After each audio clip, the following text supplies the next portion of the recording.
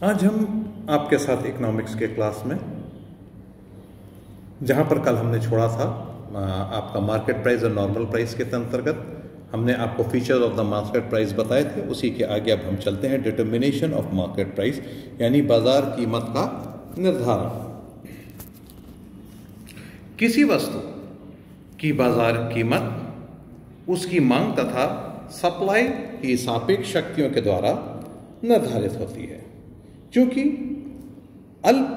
अति अल्पकाल में वस्तु की सप्लाई स्थिर रहती है, इसलिए बाजार कीमत यानी कि मार्केट प्राइस जो होती है वो निर्धारण में मांग का ही अधिक प्रभाव होता है। यदि वस्तु की मांग बढ़ जाती है तो बाजार की कीमत बढ़ जाती है। यदि वस्तु की मांग बढ़ जाती है तो बाजार कीमत बढ़ जाती है, और इसके विपरीत मांग घटने पर बाजार कीमत घट जाती है। और इस प्रकार बाजार कीमत मांग तथा सप्लाई के इक्विलिब्रियम द्वारा निर्धारित होती है। इक्विलिब्रियम यानी अस्थायी साम्य।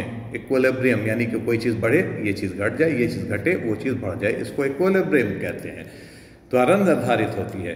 वस्तुएं दो प्रकार की होती हैं। एक होती है आपकी पेरिशेबल कमोडिटी, जिनको कि हम नाशवान वस्तु कहते हैं। ये ऐसी वस्तुएं होते हैं जो कि शीघ्र ही नष्ट हो जाती हैं, जैसे आपका है दूध, दही, अंडा, सब्जी, फल इत्यादि। और कम नाशवान वस्तु जो कि टिकाऊ वस्तुएं होती हैं, ड्यूरेबल कमोडिटी, जैसे आलू, प्याज इत्यादि। अब इसके अंतर्गत अगर हम बात करें तो पहला हम काम करते हैं determination of market value of आपका क्या कहते हैं पेरिशेबल कमोडिटी, यानी कि निर्धारण करेंगे अब हम कहेगा पेरिशेबल नाशवान वस्तुओं की बाजार कीमत का निर्धारण। कुछ वस्तुएं शीघ्र नष्ट हो जाती हैं, जैसे दूध, दही, सब्जी, फल, बर्फ इत्यादि। विक्रेता ऐसी वस्तुओं के स्टॉक को जल्द से जल्द बेचना चाहते हैं, क्योंकि अगर दही बेचेंगे तो वो चीज़ खराब हो जाएगी, बर्फ खराब गल हो जाएगी और वो उनको प्रॉफिट नहीं होगा। उदाहरण के तौर पे विक्रेता बाजार में आए हुए दूध को उसी दिन बेचने की चेष्टा करता है। अतः ऐसी वस्तुओं का कीमत का निर्धारण सप्लाई की अपेक्षा मांग का ही अधिक प्रभाव पड़ता है। अब हमारी सप्लाई नहीं है, डिमांड नहीं है, डिमांड उतनी नहीं है तो सप्लाई नहीं होगी, तो सप्लाई की अपेक्षा डिमांड के ऊपर ज़्यादा प्रभाव पड़ता है। जिस दिन बाजार में इन वस्तुओं की मांग बढ़ जाती है उस दिन इनकी कीमत बढ़ जाती है, तथा जिस दिन मांग घट जाती है उस दिन इनकी कीमत घट जाती है। कि मांग बढ़ने से कीमत बढ़ जाती है, मांग घटने से कीमत घट जाती है, क्योंकि सप्लाई एक जो भी हुई है सप्लाई वो उतनी ही है, उसके बेसिस पर घट बढ़ सकता है। और दूसरा है आपका टिकाऊ वस्तुओं की बाजार में कीमत का निर्धारण, determination of market price of durable commodity. कुछ वस्तुएं ऐसी होती जो काफी समय तक जिनको रखा जा सकता है, जैसे गेहूं है, चाय है, चीनी है, चावल है, आलू है, प्याज है, लहसुन है। इस तरीके की जो चीजें हैं ज्यादा समय तक रखी जा सकती हैं। क्योंकि ये वस्तुएं शीघ्र नष्ट नहीं होती, इसलिए मांग में कमी होने पर भी इनकी मात्रा को थोड़ा बहुत घटाया जा सकता है। इसके विपरीत मांग में वृद्धि होने पर वस्तुओं की मात्रा को अधिक से अधिक वस्तु विद्यमान स्टॉक तक ही बढ़ाया जा सकता है। उदाहरण के तौर पर यदि गेहूं की मांग में कमी आ रही है तो उसकी कीमत में अपेक्षाकृत कम गिरावट आएगी, क्योंकि वह शीघ्र नष्ट नहीं होता, हम उसको स्टोर करके रख लेते हैं। जब कभी भी उसकी मांग में या उसके में गिरावट आएगी या बढ़ावा आएगा, जब ज़्यादा मांग बढ़ेगी, हम उसको स्टोरेज से निकाल के मार्केट में ले आएंगे और हम उसको बढ़े हुए दाम के ऊपर हम बेच सकते हैं।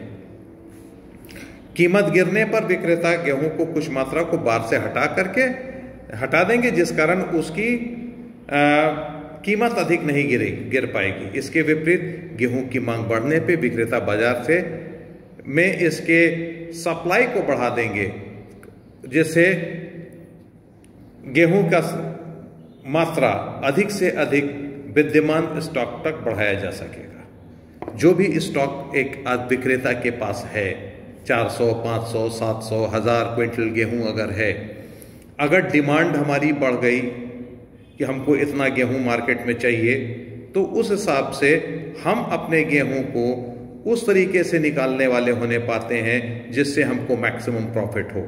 और अगर डिमांड घट गई, हम उसके स्टॉक को रोक लेते हैं कि अभी हम निकालेंगे तो हमको कम दाम मिलेगा।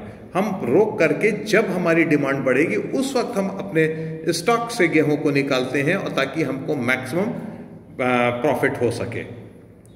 ये चीज़ मतलब कि डिपेंड करती है कि, लेकिन इस चीज़ में बस ये है कि ये ड्यूरेबल कमोडिटी है, कुछ दिन तक हम इसको बचा करके रख सकते हैं।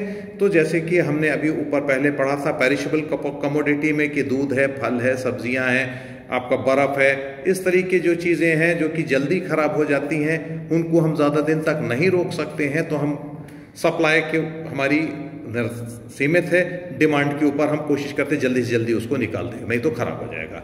यहाँ पर हम बचा सकते हैं, हम स्टोरेज कर सकते हैं। जब स्टोरेज करने की हमारे पास कैपेसिटी होती है तो हमारी सप्लाई डिमांड के ऊपर डिपेंड नहीं होती, वरन हम डिमांड के अकॉर्डिंग हम अपनी सप्लाई को घटा और बढ़ा सकते हैं, जिससे कि हमको मैक्सिमम प्रॉफिट मिल सके। हम उसको स्टोर कर लेंगे। अगर सप्लाई मतलब कि हमारी डिमांड घट गई तो हम सप्लाई को रोक लेंगे, जितना हमारा स्टॉक है उसके बेसिस पर हम उस चीज़ को कम या बेसी कर सकते हैं, लेकिन हम उसको उतना ही कर सकते हैं जितना हमारे पास स्टॉक है। इसलिए इस प्रकार अल्पकाल में टिकाऊ वस्तुओं की कीमत निर्धारण में भी उनकी मांग का ही अधिक हाथ होता है, डिमांड के ही सबसे अधिक हाथ होता है। डिमांड के आधार पर सप्लाई होती है। सप्लाई को घटाया बढ़ाया, डिमांड बढ़ गई सप्लाई बढ़ा देंगे, डिमांड घट गई सप्लाई घटा करके हम उसको स्टोरेज में डाल देंगे, ताकि हमारी चीज़ें अगली डिमांड आने तक सुरक्षित रहें और हमको ज़्यादा कॉस्ट मिल सके। संभरण या लागत की कीमत पर कम प्रभाव पड़ता है, यानी कि सप्लाई या प्रोडक्ट कॉस्ट की कीमत पर, कॉस्ट ऑफ प्रोडक्शन पर कम पड़ता है। टिकाऊ वस्तुओं के विक्रेता की एक न्यूनतम या सुरक्षित कीमत, मिनिमम या रिजर्व प्राइस होती है। इस न्यूनतम कीमत से कम कीमत पर वे अपना माल बेचने को तैयार नहीं होते। यदि कीमत घटकर न्यूनतम कीमत से भी कम हो जाती है तो विक्रेता अपने माल को बेचना बंद कर देते हैं। ये जो आपकी ड्यूरेबल कमोडिटी है, इन ड्यूरेबल कमोडिटी के अंतर्गत